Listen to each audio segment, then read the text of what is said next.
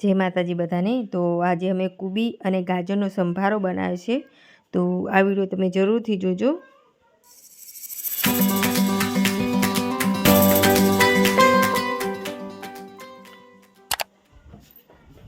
તો સૌથી પહેલાં ગાજર, કુબી અને મરચાં અને ટામેટાં લઈ લીધા છે। તો મરચાં સમારી દઈશું પહેલાં, આવી રીતે વચ્ચે ચીરી કરી દેવાની અને લાંબી લાંબી સ્લાઇસો રાખવાની મરચાંની,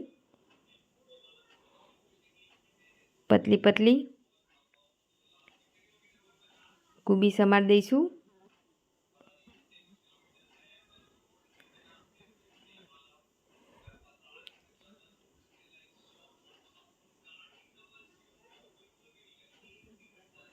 અને કુબી ગાજર કુબી મરચાંને એવું તો ધોઈ જ લીધું છે।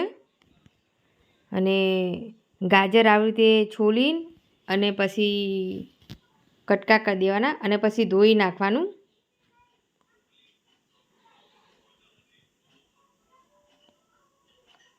કેમ કે પાણીવાળું હોય તો સંભારો બરાબર ના બને, એટલે પહેલાં ધોઈને પછી પાણી નીકળી જાય પછી જ બધું સમારવાનું।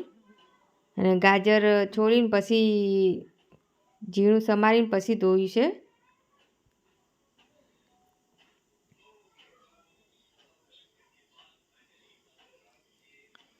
હવે સંભારો વઘારવાનું કરશું। તો પેન મૂકી દઈશું પહેલાં અને તેલ નાખી દઈશું।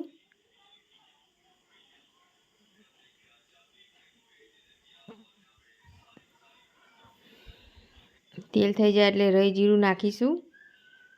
અને લીલા મરચાં છે એટલે લાલ મરચું તો સહેજે નહીં નાખવાનું।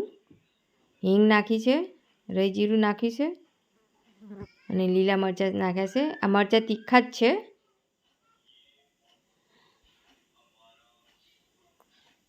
તો મરચાં ચડવા દઈશું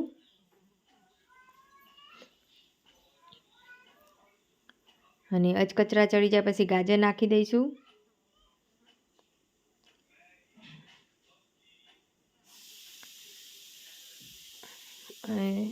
ગાજરને થોડું સહેજ ચડી જાય પછી મસાલા નાખી દઈશું। હવે હળદર નાખી છે, મીઠું, ધાણા જીરું પાવડર, મસાલો ચડી જાય એટલે હવે નાખી દઈશું કુબી। જેમ કે કુબીને બહુ ચડાવવા નહીં દેવાની, નકર શાક બની જાય, એટલે અચકચરી જ રાખવાની।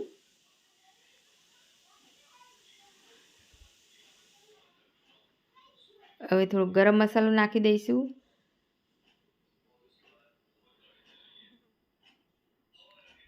ચડા દઈશું। અને તમને અમારો આ કુબી ગાજરનો સંભારો કેવો લાગ્યો તો કમેન્ટ કરીને જરૂરથી કહેજો।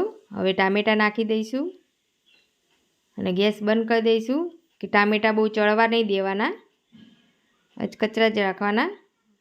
તો સંભારો બનીને આપણો તૈયાર થઈ ગયો છે। તો હવે ઢાંકણું ઢાંકી દઈશું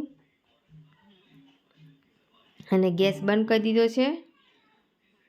હવે આપણે ગાર્નિશિંગ કરશું અને પછી ઉપરથી કોથમીર નાખીશું। તો તમને અમારો આ વિડીયો કેવો લાગ્યો તો કમેન્ટ કરીને જરૂરથી કહેજો। અને તમારા ઘરે પણ તમે આવી રીતે બનાવજો। કંઈ બી હોય એમને મય ખવાય, દાળ ભાત ને એવું બનાવ્યું હોય તોય પણ આવી રીતે બનાવાય અને બહુ સરસ લાગે છે। તો અમારો આ વિડીયો ગમ્યો હોય તો લાઈક કરી દેજો અને નવા હોય તો સબસ્ક્રાઈબ કરજો। જય માતાજી બધાને।